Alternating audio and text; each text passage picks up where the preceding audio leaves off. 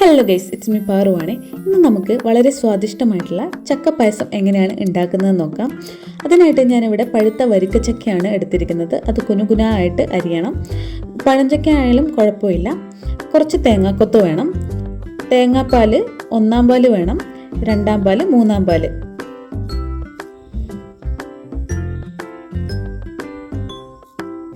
ഇനി കുറച്ച് ഏലക്കായും പഞ്ചസാരയും പൊടിച്ചതുകൂടി വേണം. ഞാൻ ഈ ഒരു പാത്രത്തിലാണ് ചക്കപ്പായസം ഉണ്ടാക്കുന്നത്. സോ നമ്മൾ അരിഞ്ഞു വെച്ചിരിക്കുന്ന ചക്കയെല്ലാം ഇതിൻ്റെ അകത്തേക്ക് മാറ്റാം. ഏകദേശം ഈ പാത്രത്തിൻ്റെ 1/4 ഭാഗത്തോളം നമ്മൾ അരിഞ്ഞു വെച്ചിരിക്കുന്ന ചക്കയുണ്ട്. ഇനി ഇതിലേക്ക് നമ്മൾ നേരത്തെ റെഡിയാക്കി എടുത്ത് വെച്ചിരിക്കുന്ന തേങ്ങാപ്പാലിൻ്റെ 3-ാം പാല് നമുക്ക് ഒഴിച്ചു കൊടുക്കാം. ഈ ഒരു 3-ാം പാലിലാണ് ചക്ക നമുക്ക് വേവിച്ചെടുക്കേണ്ടത്. ആദ്യത്തെ ഒരു 5-10 മിനിറ്റ് ഹൈ ഫ്ലെയിമിലിട്ടിട്ട് അടച്ചിട്ട് വേണം നമുക്ക് വേവിച്ചെടുക്കാൻ. അത് കഴിഞ്ഞതിന് ശേഷം നമുക്കൊന്ന് ലോ ആക്കിയിട്ട് ഇങ്ങനെ ഇടയ്ക്കിടയ്ക്ക് ഇളക്കി നോക്കിയിട്ട് ചെറുതായിട്ട് വേവിച്ചെടുക്കാം.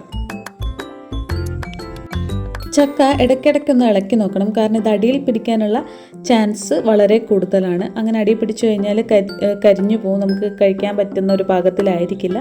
സോ നമുക്കിത് ഇടയ്ക്കിടയ്ക്ക് ഇളക്കി നോക്കാം.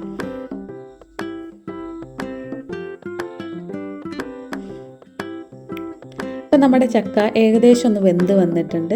ഇത് ചെറുതായിട്ട് തിളയൊക്കെ വരുന്നുണ്ട്. അപ്പോൾ നല്ലൊരു സ്മെല്ല് വരും. വളരെ എന്താ പറയുക, ഭയങ്കര ഒരു ഫ്രൂട്ട് സ്മെല്ലെന്ന് പറയില്ലേ, അങ്ങനൊരു സ്മെല്ല് വരും. അപ്പോൾ നമ്മുടെ ചക്ക ഏകദേശം വെന്ത് വന്നിട്ടുണ്ട്. ഇനി ഇതിൽ നമുക്ക്, ഞാനിവിടെ എടുത്തിരിക്കുന്നത് ഒരു വലിയ ശർക്കരയുടെ ഉണ്ടയാണ് എടുത്തിരിക്കുന്നത്.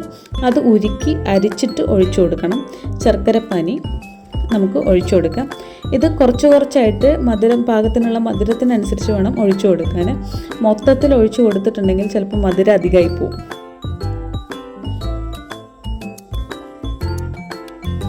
എന്നിട്ട് നല്ലപോലെ ഇളക്കി കൊടുക്കാം. നല്ലപോലെ ഇളക്കി ചക്കയിലേക്ക് ഇത് മൊത്തം എന്താ പറയുക മിക്സ് ആയതിനു ശേഷം നമുക്ക് ഇനി തേങ്ങാപ്പാലാണ് ഒഴിച്ചു കൊടുക്കേണ്ടത്. തേങ്ങയുടെ 2-ാം പാലാണ് ഇപ്പോൾ ഒഴിച്ചു കൊടുക്കുന്നത്.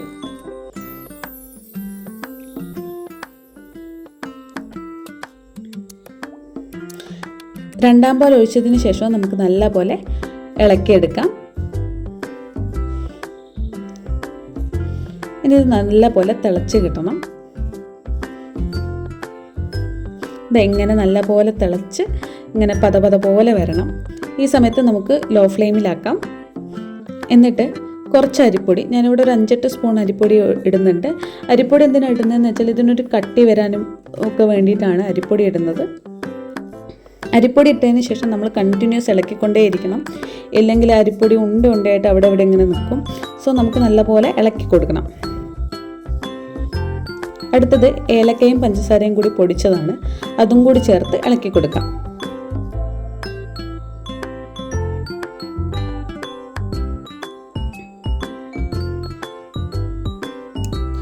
ലാസ്റ്റ് നമുക്ക് തേങ്ങയുടെ 1-ാം പാലും കൂടി ചേർത്തിട്ട് ഒന്നുകൂടെ തിളപ്പിച്ചെടുക്കാം. ഇപ്പം നമ്മുടെ ചക്കപ്പായസം ഏകദേശം റെഡി ആയിട്ടുണ്ട്.